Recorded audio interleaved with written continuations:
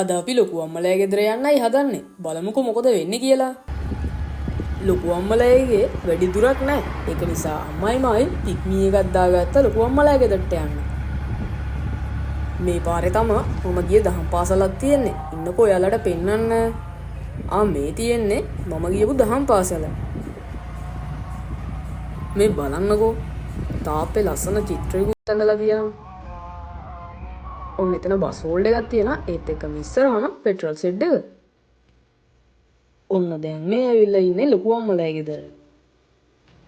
ඔන්න මේ විදියට ලොකු අම්මලා ගෙදර ටිකක් වෙලා ඉඳලා ඊට පස්සේ ලොකු අම්මත් එක්කම එකතු වෙලා අපි කේක් එකක් හැදුවා.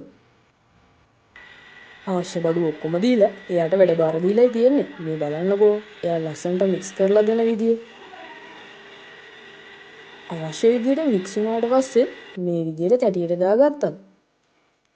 අපිට හිතුණා කේක් එක පාට පාටින් හැදුවා නම් ලස්සනයි කියලා. ඉතින් මුල් ටික විතරක් තැටියට අර විදියට දාගෙන ඊට පස්සේ මේ විදියට ටිකකට රෝස පාට කලරින් චුට්ටක් දාලා රෝස පාටිනුත් අනිත් ටිකට නිල් පාටින් කලර් එක දාගත්තා. මේ විදියට ඉතින් හොඳට මික්ස් කරගන්න ඕන. මෙහෙම කිව්වට මං ඉතින් කේක් එකේ රෙසිපි එක කිව්වේ නෑනේ. කේක් රෙසිපි එක ඉතින් ඔයාලා දන්නවනේ. ඔක ඉතින් කියන්න දෙයක් ඈ. මේ බලන්නකෝ කේක් එකේ ලස්සනට පාට පාටින් කේක් එක ලස්සනට ඇවිල්ලා තියෙනවා. මේ අයින් කැඩලා තියෙන එක මම ඉතින් හොරෙන් පොඩ කාලා රස බලපුවා. ඔන්න ඊළඟ දවසේ මම ගියා උදේම ලර්නර්ස් එකට. ට්‍රයල් ඩේට් එකක් ළඟ නිසා වෑන් එක පුරුදු වෙන්න තමා ගියේ. මාරම අවුවක් තියෙන්නේ. මේ තියෙන්නේ මම මේ ගෙදර එන ගමන් අපේ පැත්තේ තියෙන වෙල. මේ දවස්වල මාරම අවුවක් තියෙන්නේ. ඔන්න ඊට පස්සේ ගෙදර ඇවිල්ලා ටිකක් වෙලා ඉඳලා හවස් වෙලා මම කෑමක් හදන්න ගත්තා. ඉතින් මේකට අවශ්‍ය නිසා තමයි මම මේ කෙහෙල් කොළ ටිකක් කපා ගන්න ගියේ. පුළුවන් නම් කියන්න බලන්න මම මේ හදන්න යන්නේ මොනවද කියලා. මම YouTube එකේ නම් ගොඩක්ම දැකලා තියෙනවා. ඉතින් මට හදන් කන්න ආස හිතුන නිසා තමයි මම හදන්න ගත්තේ. අයියා නම් කිව්වේ මේකට කියන්නේ කිලි පරාටා කියලා.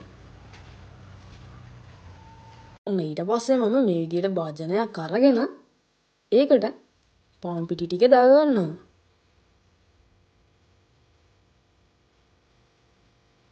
ඔන්න මේ විදියට පාන් පිටි ටිකට ලුණු ටිකකුත් අවශ්‍ය ප්‍රමාණයට දාගත්තා. ඊට පස්සේ මේ විදියට අනාගන්න වතුර ටිකක් එකතු කරගත්තා. දැන් ඉතින් මේක හොඳට මික්ස් කරගන්න එපා. ඔන්න මම හොඳට මික්ස් කරගෙන ඒකට තෙල් ටිකකුත් දැම්මා. මේ බලන්නකෝ බෝලයක් විදියට පිටි ටික එකතු වෙලා තියෙන විදිය. මේ විදියට හොඳට මික්ස් කරගන්න ඕන. ඔයාලත් මේ වගේ ඔයාලට ආස හිතෙන කෑම ගෙදර ඉදි හදන් කනවා නේද? කමෙන්ට් එකක් දාන්නකෝ බලන්න. අන්න අරක අනාගෙන පැත්තකින් වහලා තියලා ඊට පස්සේ මම ආවා මස් හොද්ද හදන්න. ඔක්කොටම කලින් බෙදපු තුන පහ ටිකක් ඕන නිසා මං ඉතින් තුන පහ ටිකක් බෙද ගන්න තමයි මේ හදන්නේ. මේ විදියට මිරිස් කුඩු දාලා ඊට පස්සේ තුන පහ ටිකකුත් මේ විදියට දාලා මං ටිකක් මේ කළු කරලා බෙද ගන්නයි හදන්නේ. මගේ මේ බ්ලොග් බලන ඔයාලට මම මේ රෙසිපි කියලා දෙනවා නම් නෙමෙයි. ඔයාලා මට වඩා රසට කෑම හදන්න දන්න ඇති. මං ඉතින් මට ලේසිම ක්‍රමේ මං කෑම හදාගන්න විදිය තමයි ඔයාලට මේ පෙන්වන්නේ. තුන පහ ටික අවශ්‍ය පාට එනකම් මම බැදගෙන ඊට පස්සේ ඒක පැත්තකින් තියාගන්නවා. ඊට පස්සේ අර කඩන් ආපු කෙහෙල් කොළ ටික හොඳට හොදලා මේ විදියට ටිකක් ගින්දරේ රත් කරගත්තා.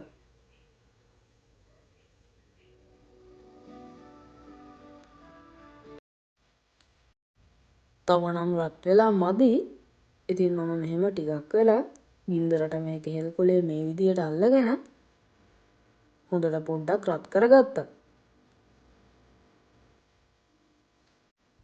ඊට පස්සේ නවන්න ලේසි වෙන්න මේ මැද නාර ටිකක් වගේ තියෙන එක මම මේ විදියට කපලා අයින් කරගත්තා.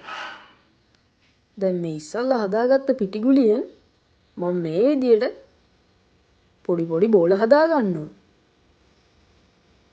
අතේ තෙල් ටිකක් ගාගත්තම මේ විදියට පිටිගුලි කඩලා බෝල හදා ගන්න ලේසි. නැත්තම් ඉතින් අතේ ඇලෙන්න බලනවනේ. ඊට පස්සේ මම ඒක හොඳට තුනී කරගන්නවා. ඒ තුනී කරන්න ගන්න තැටියෙත් තෙල් ටිකක් ගාලා ගත්තාම ඉක්මනට මේ විදියට තුනී කරගන්න ලේසි. ඊට පස්සේ මම මේ විදියට නවනවා.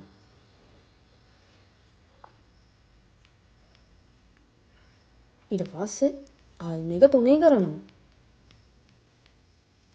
දැන් අපි පිටි බෝල ඉස්සෙල්ලා හදාගත්තනේ.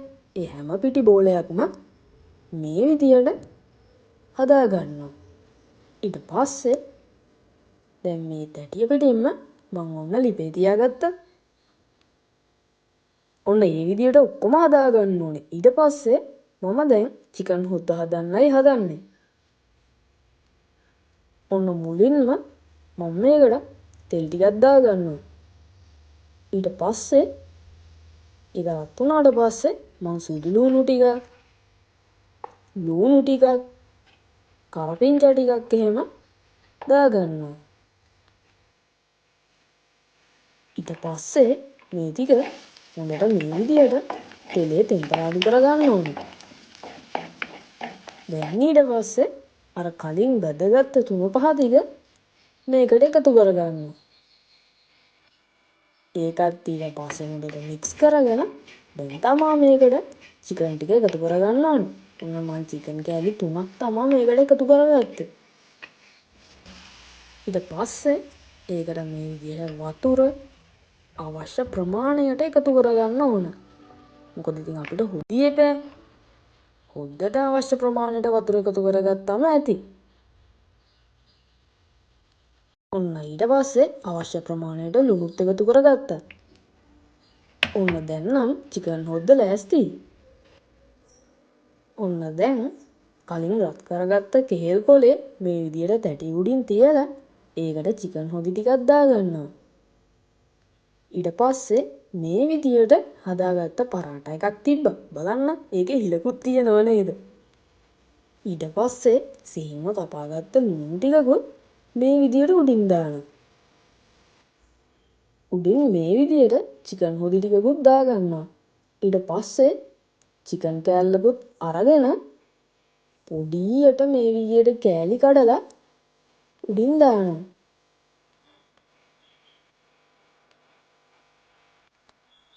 ඊට පස්සේ අවශ්‍ය ප්‍රමාණයට දාගත්තට පස්සේ දැන් ආයෙ චිකන් හොදි ටිකක් ආයෙ උඩින් දාලා ඊට පස්සේ තව පරාටා එකක් උඩින් තියෙනවා. ආයෙ ලුණු ටිකක් දාගන්නවා. ඊට පස්සේ ආයෙ චිකන් කෑලි ටිකක් දානවා. ආයෙ ඊට පස්සේ චිකන් හොදි දාලා ඔය විදියට පරාටා ටික උඩින් තියාගෙන යනවා. දැන් ඔය මම ඔම්ලට් එකක් තමයි දාගත්තේ. අන්න ඊට පස්සේ ආයෙ පරාටා එකක් තියලා ආයෙ චිකන් හොදි, ලුණු කෑලි, චිකන් කෑලි ඔන්න ඔහොම තියාගෙන යනවා ඉතින්. දැන් ඉතින් වීඩියෝ එක විතරක් බලන් ඉන්නේ නැතුව ඔයාලත් කමෙන්ට් එකක් දාන්න. ඔයාලා මේවා කාලා තියෙනවද කියලා. එතකොට ඔයාලා ගෙදර හදලාද කාලා තියෙන්නේ, එහෙම නැත්නම් කඩෙන්ද කාලා තියෙන්නේ කියලා කමෙන්ට් එකකුත් දාන්නකෝ බලන්න. වීඩියෝ එක කොහොමද කියලා හරි කමෙන්ට් එකක් දාන්නකෝ අමතක නොකර. ලයික් කරන්න, සබ්ස්ක්‍රයිබ් කරන්න අමතක කරන්න එපා. ඔන්න ඊළඟට මම මේ විදියට පරාටා තට්ටු තියලා ඔන්න මේ විදියට හදාගන්නවා. බලන්නකෝ යට හොදි ගොඩක් එකතු වෙලා තියෙනව නේද? ඔන්න මම ඒවා ටිකත් ආයෙ උඩින් දානවා. ඉතින් නැත්තම් හොදි වැඩිනේ අඩියට. දැන් ඊට පස්සේ මේක උතලා ආයෙ පොඩ්ඩක් ලිප උඩින් තියලා දෙපැත්ත රත් කරගන්න ඕන. මෙතන පරාට ගොඩක් තියෙන නිසා ඔතන එක තමා ප්‍රශ්නේ. මේක නම් මදි වගේ. ඔන්න මං ඒ නිසා තව කෙහෙල් කොලයක් අරගෙන ආයි පොඩ්ඩක් ගුටින් උතා ගත්තා. දැන් මේක මෙහෙමම අරන් ගිහිල්ලා මේ පැටිය පිටින්ම මං ලිපේ තියලා දෙපැත්ත පොඩ්ඩක් රත් කරගන්නවා. දැන් නම් ඔක්කොම ලෑස්ති. මේ තියෙන්නේ රස බලන වෙලාව. කෙහෙල් කොළ දෙකක් නිසා තමයි මේක මේ විදියට තියෙන්නේ. ෂා ලස්සනයි නේද? මේ කට්ටිය කෙලගිලිනවා එහෙම නෙමේ. ඔයාලත් දැන් ඉතින් රෙසිපිය දන්නවනේ. ගෙදරදී හදලා කාලා රහද කියලා බලන්නකෝ. ඇත්තටම මට නම් මේක පුදුම රහක් තියෙන්නේ.